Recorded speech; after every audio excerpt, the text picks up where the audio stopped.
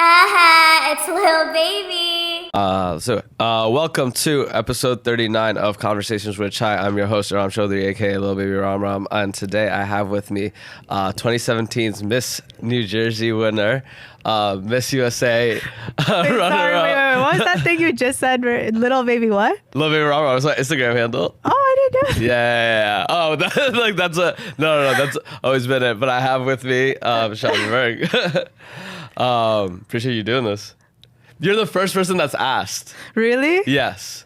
You're the first person that's asked. Either that they know what it is or they just never asked. I did not expect that. So I was like, what? Appreciate you doing this.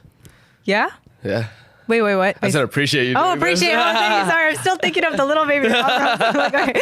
Thank you so much. No, absolutely. We were talking about it earlier, but you're now into pageant coaching, but obviously like through your expertise in it. But we were just talking about the industry as a whole, and you mentioned to me that we've had Indians win Miss World, Universe and Miss World, Miss Universe and Miss World, but we haven't had an Indian American win Miss USA and represent the USA at Miss Universe. Miss Universe.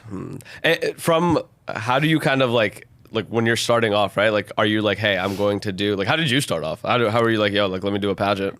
You know, that's a great question. I started off, I think it kind of made its way through dance. So I grew up dancing my whole life, and I did Bharatanatyam since I was 4, and then I also did Bollywood dancing. And when I was in high school, I was 17 years old. Through my dance school, I got an opportunity to walk in my first fashion show. And it was for the IFA Awards, and I absolutely loved it because, you know, growing up, you watch shows like America's Next Top Model, so I always just thought modeling was super cool. And when I got this opportunity to walk on the runway, I was like, whoa, this is incredible. So long story short, I walked that runway, I made more connections, I started modeling, and then I saw this opportunity for Miss New Jersey Teen USA at the time. And I was like, you know, I'm pretty sure this is probably similar to modeling. I've been dancing my whole life. I've started modeling. So let me give this a shot and see what it's like. And modeling and pageants are very, very different, but I got 4th runner-up my first time competing. So that sort of just gave me that motivation to come back and compete again. And then I went back the following year for Miss New Jersey USA, didn't win, but then went back the 3rd year, and then I ended up winning. What would you say, like, people think, like, I hate asking formulaic questions like this, but I am very curious, like, because I think when people look at things like pageantry and, like, modeling, I talk to, like, Ashna and, like, these other models, and, like, people think it's just so easy, but they don't understand, like, the work that it's involved with it, right? What would you say, like, if somebody, like, didn't know anything about pageantry, like, what was, like, the biggest difficult thing to pick up and be like, hey, like, this is, like, something I have to, like, work at? I think it's a lot of mental preparation that people don't necessarily see.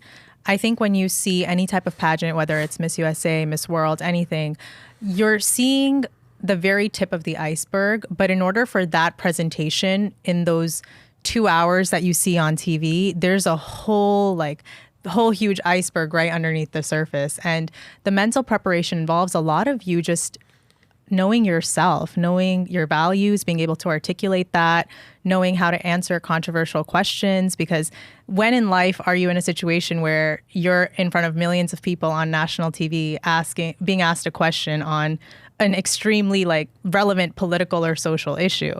And if you mess that up, you'll get trolled.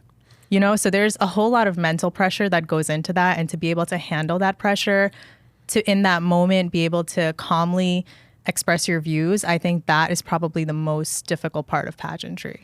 I always like look at everybody who's competing and I'm like, wow, like these people are probably outside of like whether they win or not, probably doing amazing things, because if you're able to like withstand that pressure and navigate at that level of like scrutiny, like the regular day-to-day stuff that you choose to do, you're probably going to do at a very high level, right? Like you're like prepped essentially to navigate like very pressure-filled situations. Absolutely. I think there's certain skills that I'm really grateful for that I learned during my pageant experience that I take with me now, even as a content creator. Like, for example, that whole thing of like, how do you articulate yourself when it comes to situations like that?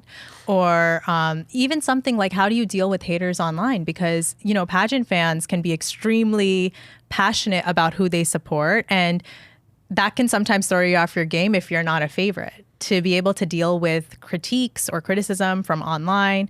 And how do you keep your head calm and cool and collected despite of whatever you're seeing? I think that's such a unique thing, because in like something like pageantry, which is like a direct almost competition, like obviously like you're not looking at it like, oh, like I'm competing against this person, but people are picking they the pick people their that they favorites. like, right? Yeah. And that, I think, like as a human, as a regular like civilian, like that's like something that we don't really like go through, right? Like you, like for example, like if you're at like your corporate job, right? Like nobody, like people have their favorites, but it's not so expressed like publicly, like where it's like here, it's like, yo, if I'm not the favorite, I don't like move on or I don't progress. I mean, it's kind of like continuing to do your best even despite that. Like, I don't know if you know, this is a very popular pageant story, but the year that Sushmita Sen was competing for, Miss India, Aishwarya Rai was also in that competition.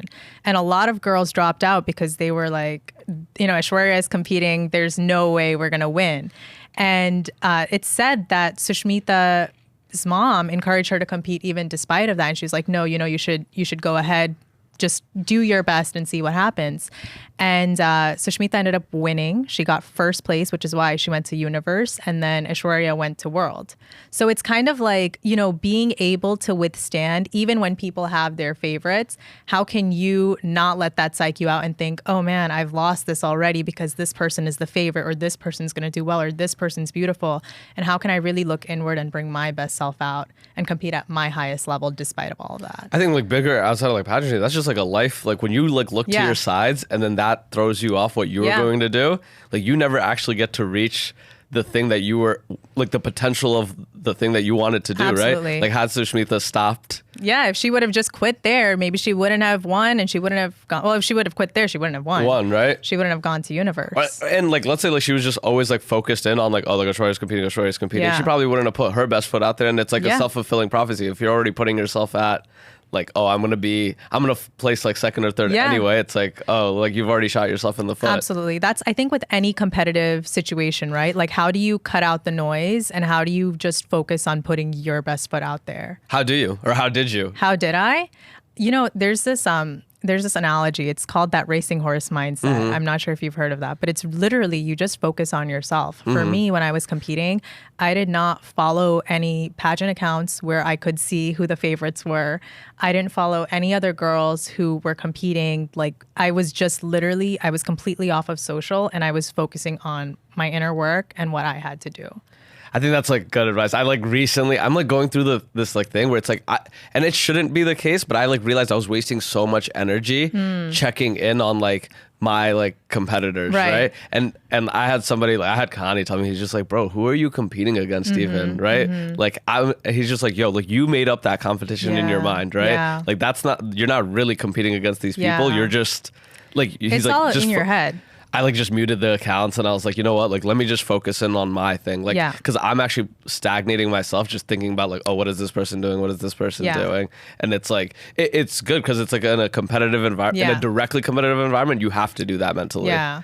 I think it's like tricky to navigate because I think fundamentally, a lot of our talent and creativity comes from insight that's already within us. And it's just a matter of tapping into what you naturally have to bring that out. When you start focusing on what other people are doing or how other people are perceiving you, or just like when your focus is on the external, you kind of cut yourself off of the genius that's within. And I truly do believe, like, if you want to enter any type of creative space or just a space where you need to get like that insight, you have to go inward and you have to see what you have, what you've done, what you inherently are good at, and bring that forward. I think the best art, the best creativity always comes from like the most authentic version of the individual, right? Because that's like your uniqueness. That's like your edge against everything else. Because like you'll hear it in like musicians where it's like, a certain musician sounds like another musician, but sounds like a Walmart version of that musician, right? Yeah. And it's like, oh, like you're letting your creative process be dictated by someone else, right? You're letting like your pageant answers be dictated by someone else, right? So then it's like you're never, because we are always astounded as like an audience when somebody says something that's so like a revelation, but it's only because it's so unique and authentic to what they're saying. Because like we've heard every answer under the book, right? So it's like when you can put it like authentic to you and your narrative and your shapes, it's like, oh, like now I can like truly provide something to the discourse or truly provide something to the art form. Right. I think that's something I wonder, and I don't know if you see it now with like other South Asian competitors, right? I always feel like we get caught up in like the same tropes and narratives. Like again, so? Like I think like similar tropes and narratives, which are fine because we all have experienced them, right? Yeah. But it's like we got to be a little bit bigger than that. Like for example, like oh, like people like didn't know how to say my name, and then oh, like I was bullied about the food that I used to bring into school. Like yo, yes, we all were. Yeah. But I want to add something else to that, right? Like I want to add the fact that like yo, I competed at a pageantry, right? And then I faced the same things maybe. Yeah. In that space. I think, you know what's so interesting? It's something I've been giving a lot of thought to, but I think as time goes on, there's becoming a very clear, like, you know, experience that's shared amongst just Indian Americans or like South Asian Americans that is not something that Indians from India can relate to or Americans from America can relate to. You know, it's like that immigrant experience.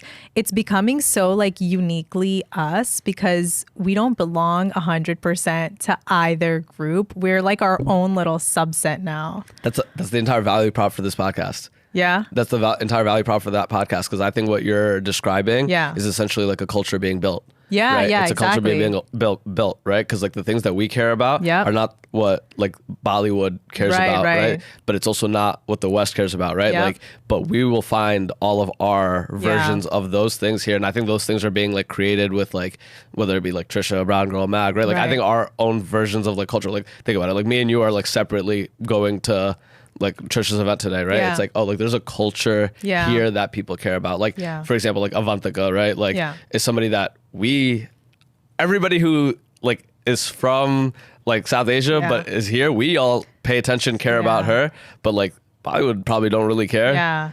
Like the West kind of is, you know, but we as a culture care about her. Well, that's like our representation. I think that was something that even fueled my desire to want to win Miss USA and be the first Indian American Miss USA, because I feel like, you know, people who are here, we don't really get that representation, right? I mean, that's another thing that we all talk about. We don't have that representation in media. And I do think that our generation is now starting to pave that way forward with so many creatives that are Indian American or South Asian and American. Yeah. I think it's incredible, but it is a very important thing for us to see that. No, absolutely. And I have no problem us identifying like, hey, we don't have representation, but I like the approach of like, yo, I'm going to do that. Yeah. Right. Like, I think it's like for us to just cry about like, yo, we don't have representation. We don't have representation. We don't have a seat at the table. Like that doesn't really do anything to further us. Right. Yeah. Like you taking it to like, hey, even if you didn't win, right? Taking it to like first runner up. Yeah. And now you're able to help another generation. Maybe somebody from that batch is able to take it there. And then bam, there you have your representation. Well, we're all basically, if you think about it, right? We come up from people's shoulders, right? It's like people from the past have paved the way forward for us to a certain extent. Like for me, I look at my immigrant parents, right?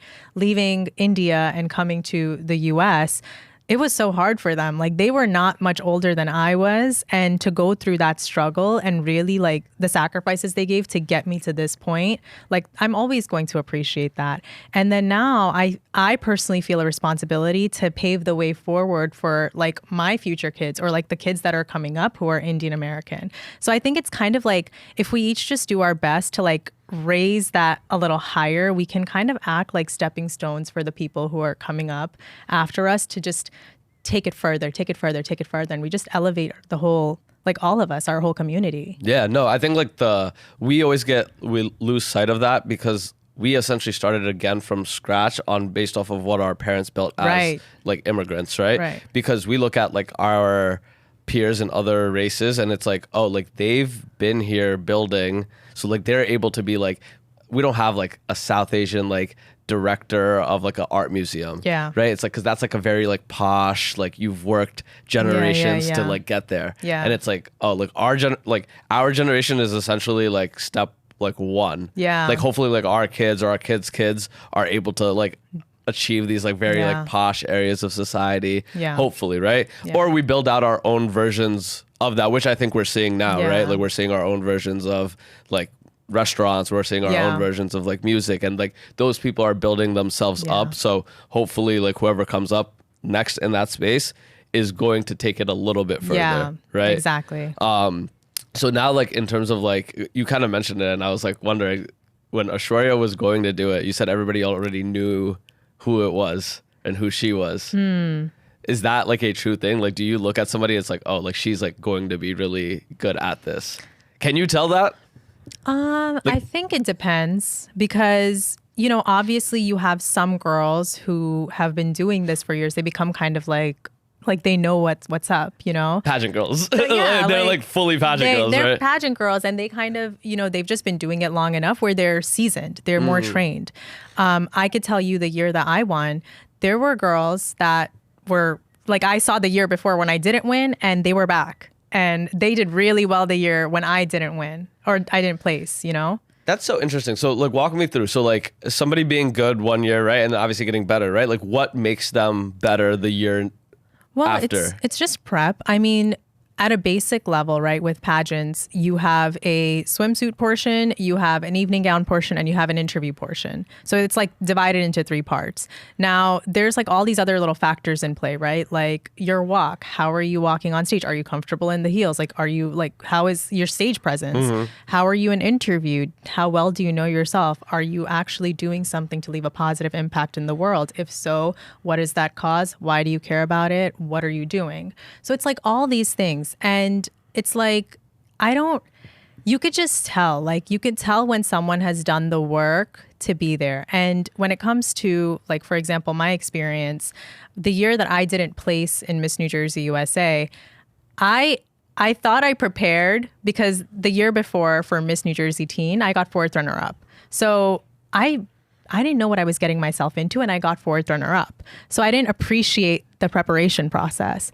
The next year when I went to Miss New Jersey USA, I was no longer competing with teens. I was an 18-year-old competing with women that were like 25, 26, 27. So there's a big difference in life experience from when you're 18 to when you're 27.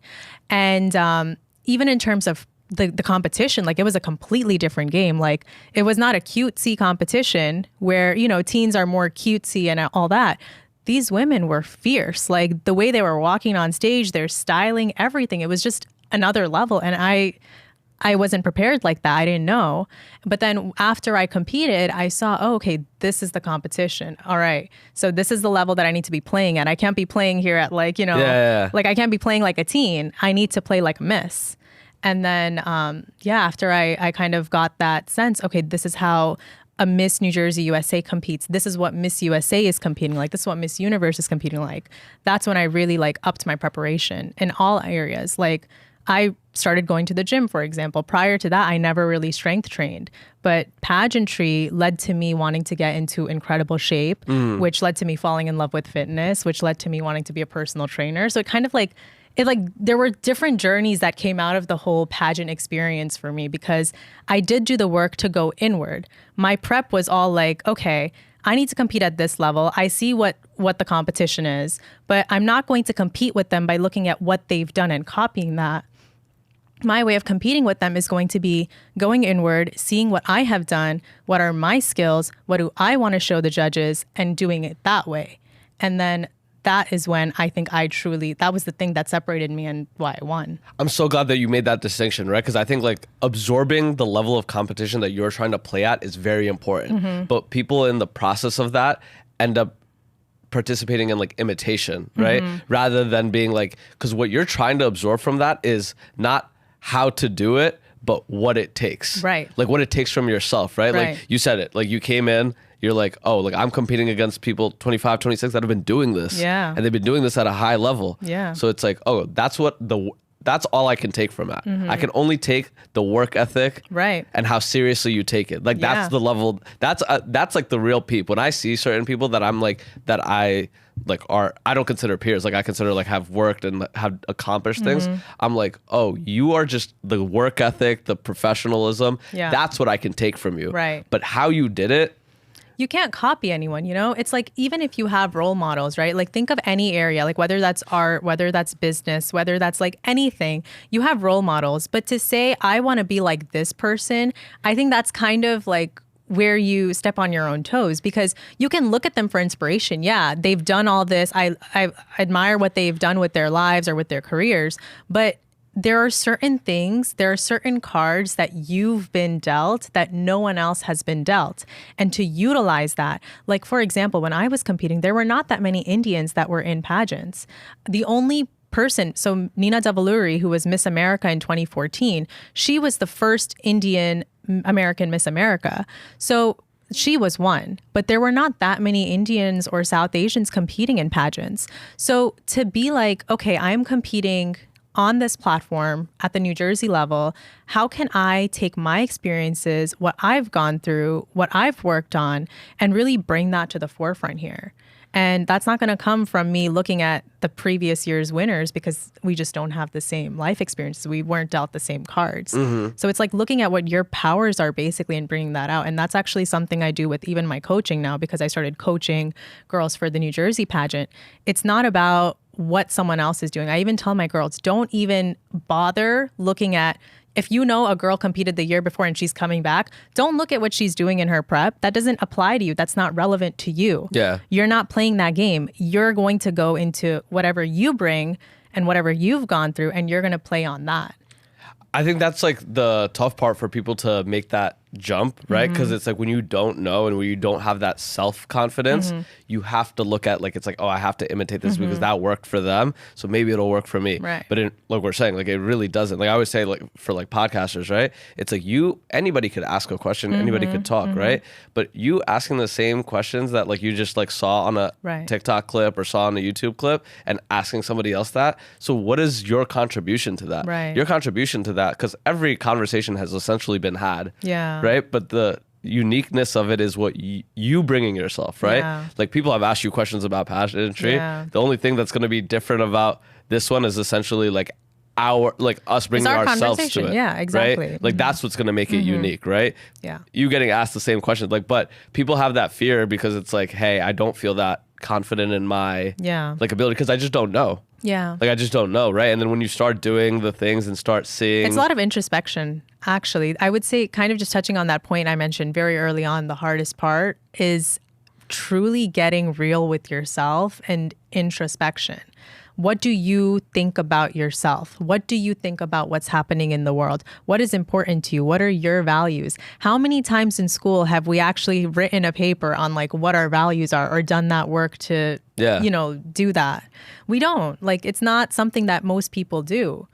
But do you do that in, like, because people talk about introspection a lot, right? And I think everyone does it differently. Like, what is your, like, do you do it intentionally? Yeah. So I take time out every morning to meditate. For me, I believe that meditation really it's during my meditation time that I get like some of my best ideas. And it's like, you're meant to be quieting your mind, but I have like just wisps, and then it's like insight. I don't know. That's just the best way to describe it. So for me, that meditation is very important. And then when I get those ideas, I do journal about them, and I just try to get my thoughts out in writing, because that's where I find gems. I think that's like a important part. Like some people do it through like meditation. Like I like realize like it's like a lot of people just ignore their own like thoughts and like intuition, right? Like I maybe do it to like an excess degree where it's like if I have like a thought, I have to like overanalyze like why did I have this thought, right? Okay. But some people are like scared of that because like sometimes it is uncomfortable on the other side of that, right? Sometimes it's like, damn, I had that thought. Like what does that mean, right? And like there is definitely like a fine line of like thinking, like again, like your perspective on it and thinking about it, how deeply you go. Yeah. Like you want to come out with a feeling of like, hey, I felt this. Yeah. I thought about it, Yeah. and this was like my end. Yeah. Like thought about this entire thing, right? Because I think a lot of us, like when we feel a thought, I've had so many friends that say like, oh, I had a gut feeling about this person. It's like, oh, you never asked yourself why you had a gut feeling about that person, right? Because when me and them like start talking about it, they can actually point to real things, like point real things that their subconscious might have picked up. Yeah. And it's like, oh, you actually did pick up on that, right? But you never actually thought about it. Yeah, or acted on it. Until it was so in your face. Yeah. Which is essentially like what competition drives in us, right? Yeah. Like it's like something like pageantry, of course, there's so many variables, but it's like you're being told like, hey, like because it's back on the self, right? It's like, what could I have done to then be like, to go from third place to second place to second to first, right? Yeah. Like, I think that level of competition, like I was having this conversation with somebody, I would like, if my future kids, like I would want girls, boys, like I just would want them to like compete at something. Yeah, absolutely. I think you learn a lot in any type of competitive environment. You obviously it's great to win, but I think you learn more from losing and coming back than you do from actually winning. Yeah. Cause I think that's just life, right? Like life is like that level of like competition, that's just life, right? Yeah. But I think it helps to have it in like a fixed in your face. Cause like when it's like just life, like, you know, some of us could be feeling like we're winning, but we're really not. Some of us could feel like we're losing, but we're actually like winning with like the blessings. And like, we don't have that like fixed construct. Yeah. But I think like you're saying, the mindset of being able to come back when you get knocked off, or even just like in other ways, right? If you use competition in a healthy way, it can be great for growth and development. If you use it in an unhealthy way, then obviously, you know, there can be downsides to it as well. Yeah, I was just watching. Like the Venus and Serena's like thing about like their dad, like the movie with like Will Smith, and I was like, they really were told based off of like they have like old clips. They were really told like, hey, like you're gonna compete, you're gonna do this correctly, and then you're also going to. But he's like reinforcing them. He's like, you are great, you are amazing, but you have to put in like the work. Yeah, and it's like he not saying he had a formula, but bro, he like. Two people in the same household that ended up being two of the greatest tennis players ever. Yeah. Had a formula. Yeah. Like he had a formula, but it's like instilling. I think about that. Like, did your parents like instill like a level of like confidence and like reaffirmations in the things that you were doing? Yeah, I would say so. I think, you know, especially like my mom was very like ever since I was little, she would just always say like, you know, you're going to do incredible things. I think that was just her thing. And after a while, after hearing like, oh, you're going to do big things, you're going to do incredible things. Like you know, you're so amazing. Like hearing those types of affirmations, you start to believe it. So I definitely think it was that. And I think for me, also like I touched on earlier, the fact that my parents immigrated here, I was 4 years old when we came to the US. I've seen the stuff that they've gone through. I've seen us, you know, work our way up through from where we began to where we are now. And I think one of my whys, and this is also just through journaling and reflection, is to make those sacrifices worth it. I feel very grateful for the things that they've done and what they've gone through in order to give us a better life. And for me, it feels almost irresponsible to not do something to make them, you know, make those things worth it. That's we were talking about like the shared things in immigrant culture, right? That's like one of those, right? It's like I can't explain it, but I always tell people like that's like really just what drives this, right? Like if like, and it's weird for me because it's like my parents don't really understand like the things that I'm doing, but I'm all like, oh, like you don't realize like I'm actually like really doing this for you to get the things that like you probably wanted, right? Like I always tell people like my dad's like a journalist, he's like been in media. I'm sure he would have loved to progress that, but there were certain things that certain sacrifices he had to make. And you know, just the things of he's a Bengali American and like you know he's not about to become like the next Tucker Carlson, but I'm sure like in his mind he probably would have wanted to like escape to that, right? It's like, so when I do what I do, it's like, oh, I'm like just trying to, I'm doing that more so for y'all than anything else. Like, is it for me? I mean, it's for us, but also in a way, I think it's like by honoring our dreams, we are honoring theirs. Because, for example, my mom, she's always wanted to do pageants and modeling and things like that. She never had the opportunity to because my grandparents were a little bit more conservative and they just, you know, they didn't know what was in that world. So she never got to do that.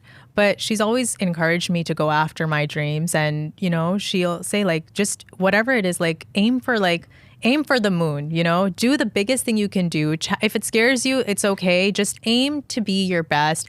Aim to do like that thing that scares you. Aim high and whatever happens, happens. That just shows you like how like you turned out compared to like, you know, those like pageant moms that it's like, yo, it's like, because there's a fine line of like, hey, your mom coming to you and be like, yo, live your dreams.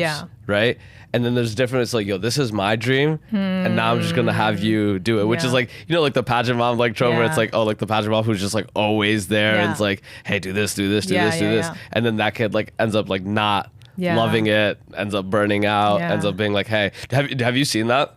I I've seen instances of it. I don't know like the nitty gritty because, you know, obviously as just a spectator, you're just seeing one side of it. I've seen it. It's interesting to me for sure. But also whenever I was competing, I was just so in my zone. It was kind of like, okay, coming back. We talked about it a little off mic, but we were talking about, hey, like after, because you've now navigated into like content creation, right? Like you've you've got your degree, like you're doing so much more now. You have like a brand, you have a beard oil, which I saw it. I thought that was the funniest thing. I was like, you have a beard oil? That's hilarious. I know. It's like kind of. You're like, what? Why? Why? Why? Yeah. Okay.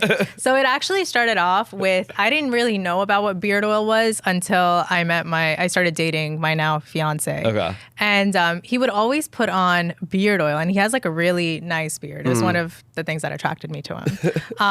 And I would be like, what are you putting in your beard? And he's like, oh, that's beard oil. You know, it's like for like, you know, just to keep my hair nice and healthy. And like, long story short, I hated the smell of it. Okay. I was like, you know, I see what you're doing and I appreciate the results, but I hate the smell and I just really don't want to be near your face. It was really strong. So then he went on this whole thing to try to find different beard oils that I would like the smell of. And I guess just that led to me being like, what if like we created one that not only took care of your beard, but also smelled good. So then that was basically how I kind of got into the beard oil thing, as weird as that sounds. And I love that because it's like an authentic like growth spot, right? Because it's so weird. And back to like it being like unique to you, it's like I was like, there has to be like a story here, right? That was like, the story, because I was like, I don't like the smell of any of these beard oils. And I think a good like product would be something that kind of has that smell like perfume, or like just something that smells nice and adds to your like that area, like how you smell, while it's still taking care of you. And then also I think there's not many products for men. There's a whole lot of beauty products for women, but I think guys now are taking more care of themselves, and it's becoming more accepted for guys to take care of themselves. So I was like, I think this could be something really interesting, and yeah, like just raising awareness on that front as well. And no, I think that's important. I think like it's like so silly. Like most like beauty products, like men probably benefit from it too, but like the branding is just not there because obviously like the core audience for beauty products is women. Yeah. Right. But like my girl makes me do like skin masks. Yeah. They're super helpful. Yeah. But it's like I would never just go to like a Sephora and like buy that. But if it was just like, but we have no problems buying like Viking beard oil because that's how it's branded, right? But if it's like, again, like those are products that we probably will need. That'll be an interesting, I think, thing going forward. I think we'll see like a lot more. Yeah, and especially for South Asian guys, I feel like even that is kind of like another like that sub niche of that. Of like, I don't know how many South Asian guys really do that kind of stuff. I had some friends who would like get manicures, like guy friends who would get manicures, and I've like spoken to my like Indian guy friends about it, and they're like, no, like why would I get a manicure? That's for girls. But it's like, it's just part of taking care of yourself. And I don't think there's any shame in taking care of yourself. I think it's like, we always, like South Asian guys, like we always like look at our like dads, and it's like, they were usually like hyper masculine. Those are not things that were like a priority, especially like immigrant dads. It's like, like I'm not. Yeah, my dad would never. Like, I'm not focusing on my skincare. I got like kids to feed and shit, right? But I do think like on the flip side of that, we all look at our parents and be like, oh wow, like y'all didn't age well. Like for brown men, like we don't age well. Yeah. Like I look at like the typical like brown uncle that just like got a gut, like starts aging. Like, cause I look at like some of my uncles, I'm like, yo, y'all are only really 45. Y'all are only really like 50. Yeah. And like I see like other like racist counterparts, it's like, oh, like you could look amazing at 45 and 50. You know, to add on to that, this was a conversation I was having with my mom today. So my parents, you know, they do yoga and stuff, but they've never gone to the gym, you know? And I was telling her, I understand like the benefits of yoga and I think it's great, but I think you need to either be doing that to a more intense level, or you need to start going to the gym and lifting weights. Because that's another thing I think that in our culture, it's not really pushed, not back in their generation, maybe more now than before. But it's like going to the gym and lifting weights has so many benefits on how you age. And our parents don't do that necessarily. I've not seen many parents that are South Asian actually lifting weights or taking care of their protein intake or just doing basic things that are important in health and nutrition. Biggest killer of South Asian men in this country above 40 is heart attacks. Yeah. And it's like, it's probably for that reason that you're saying right there, right? Yeah. Like we know because like, you know, we've grown up in like this like super like Right. health like culture. Right. It's like, you know, cardiovascular health. Yeah. And we used to always just blame it on like the diet. Yeah. Like, oh, like the food, right? Is Yeah. like, it has oils in it. And Yeah. like, yeah, some of that is true. Yeah. But a lot of it is also like, yo, like you haven't increased your heart rate above a certain amount for years. Most of them are working like, you know, office jobs, right? Office desk jobs where they're sitting.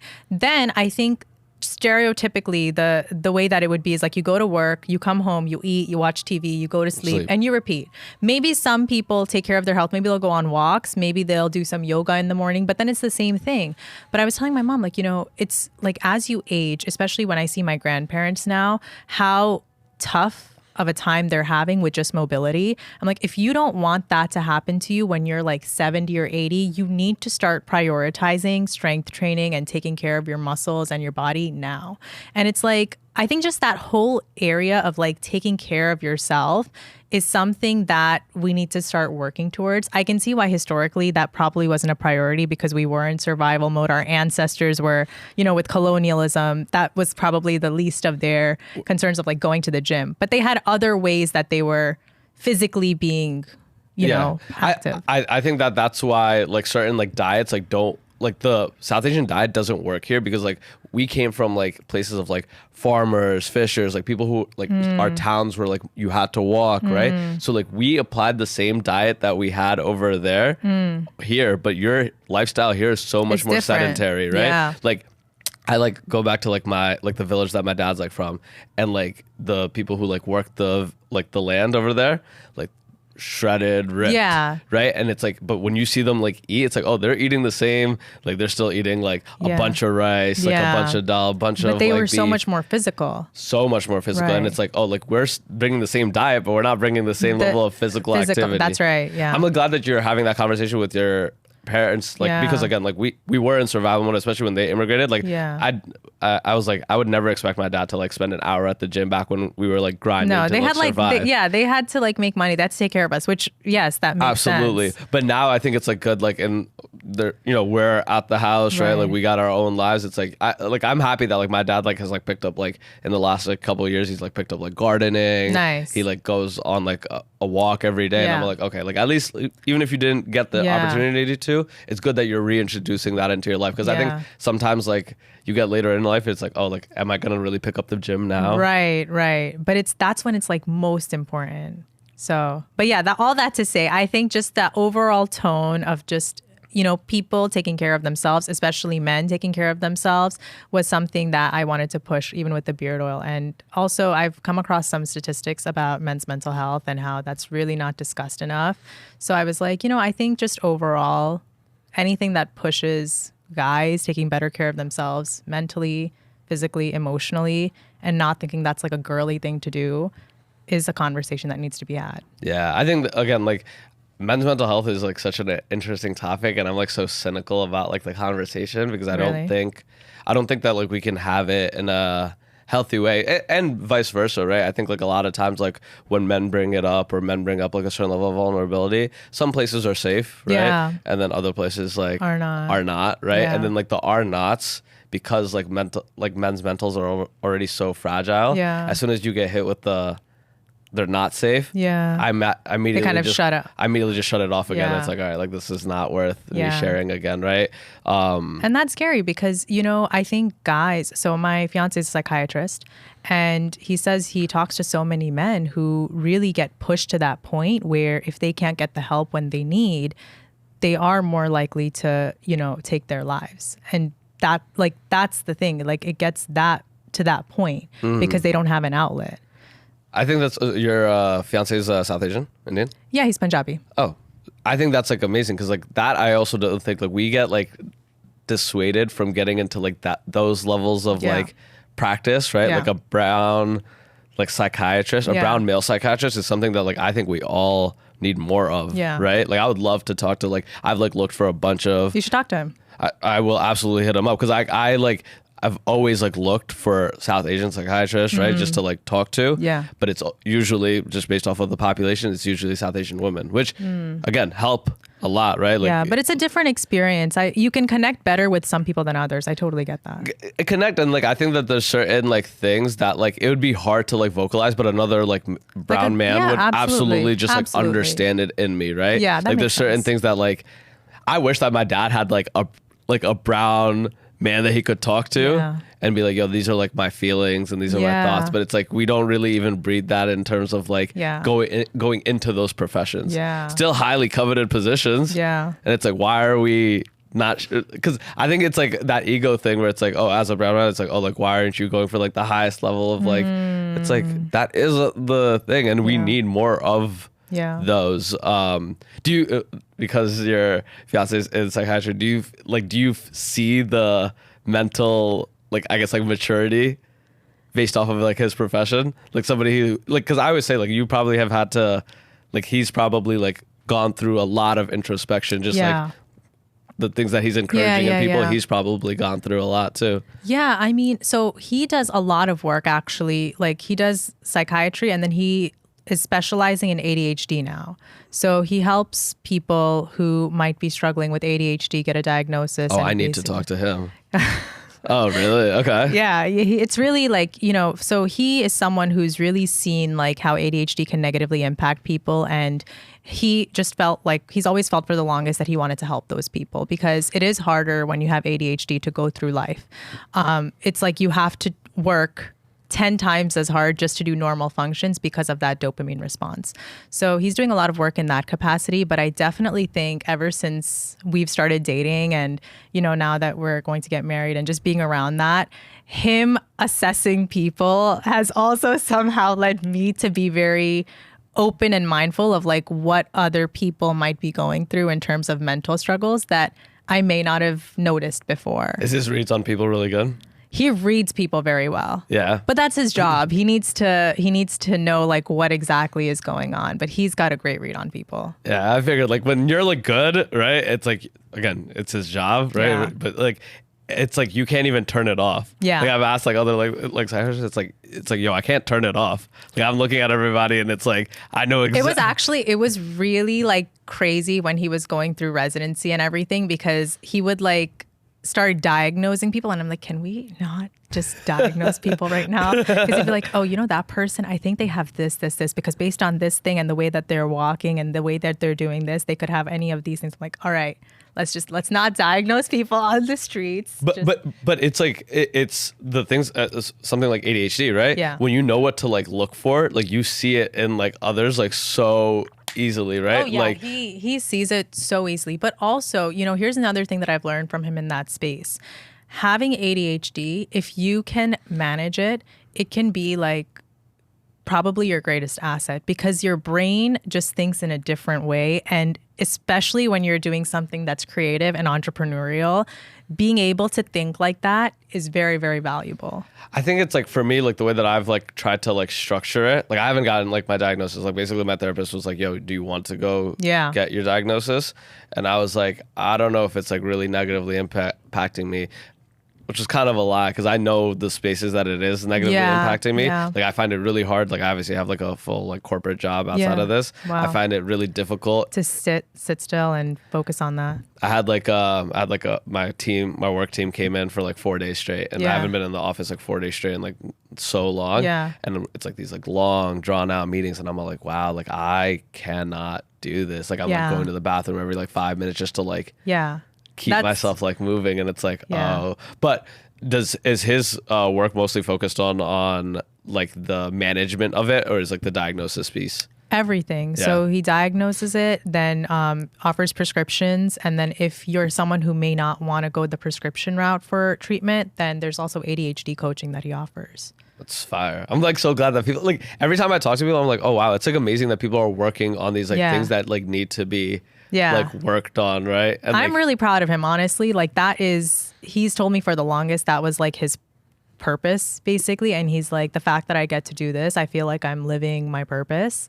So that it makes me super happy to hear. Do you feel like you have you've like done a lot so much already?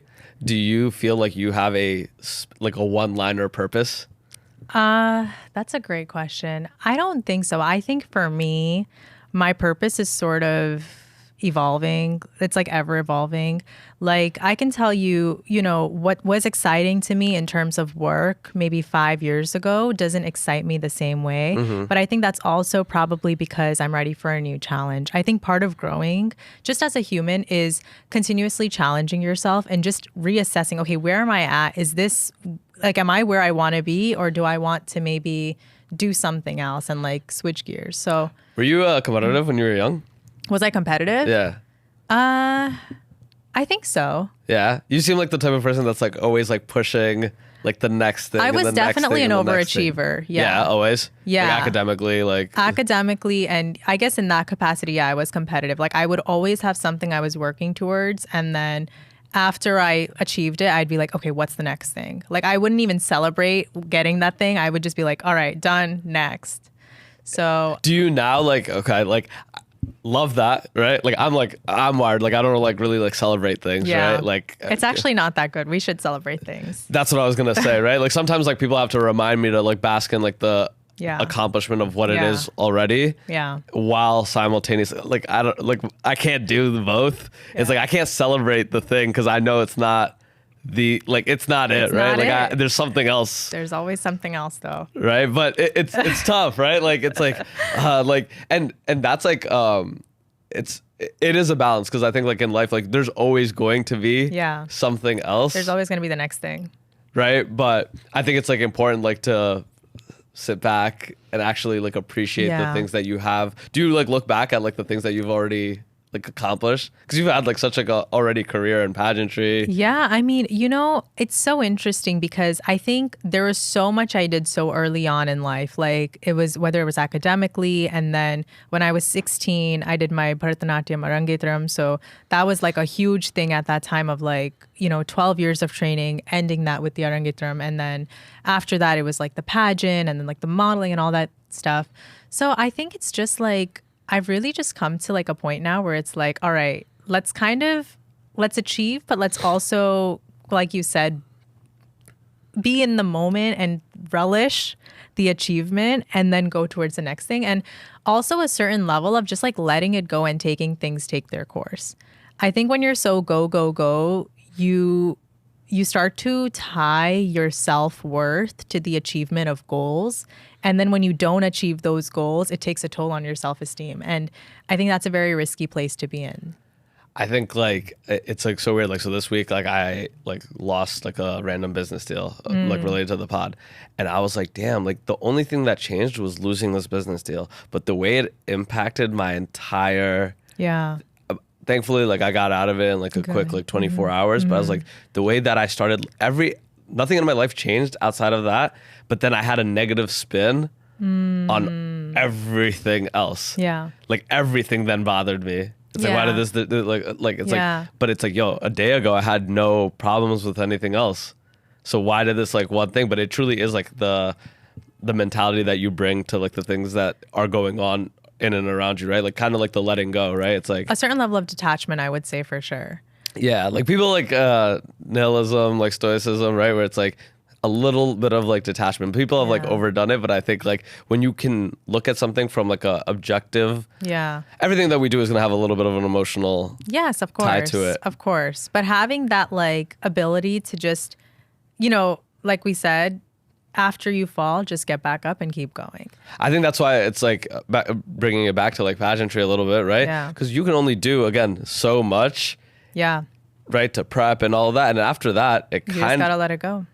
It's not really up to you. Judges. There's a lot of subjective. That would bother me. Really? I think that, but even what I do is so subjective too, right? Yeah. But I think that's what bothers me, right? Because I like look at like, I'm sure like when you were doing it, you're like, oh, I put in the work. Yeah. But after that. No, it's tough. I mean, even like for me, post Miss USA was very tough because I basically took what I did for New Jersey and I just ramped it up for Miss USA. And I just like, went super hard, everything with that. And then not to have it actually come to fruition, it was like a really difficult transition.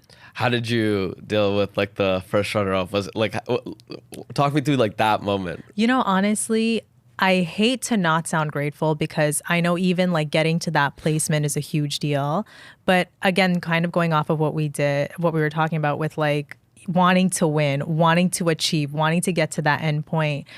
For me, first runner up felt like a failure. I was like, man, I was like one spot short of the win. And more than anything, I think the reason it hurt so much more was because I felt like I let my family down. And really everything I do, everything I achieve, it just kind of goes back to wanting to make my parents and my family proud.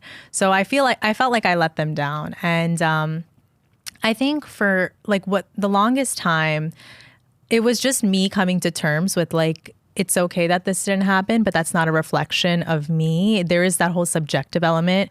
Maybe that was her day that day. But also, I think this certain amount of faith in like whatever happens for a reason. And maybe in the moment it doesn't make sense, but when you look back at it in a few years, it'll make sense. Yeah. And yeah, I think that's where that really helps. You're like life could have like, you know what I'm saying? Like let's say you win, right? Like we talked about like obviously like there's amazing benefits to doing it, right? But we also talked about like the pitfalls there. Your life could have looked completely different. You could have been like, and maybe I would not have met my, fiance now. Like we don't know how, like if I had gone down that path, where I would have gone versus this one, and to stop at like what you accomplished, right? It's a huge accomplishment. Yeah. Right? First runner up.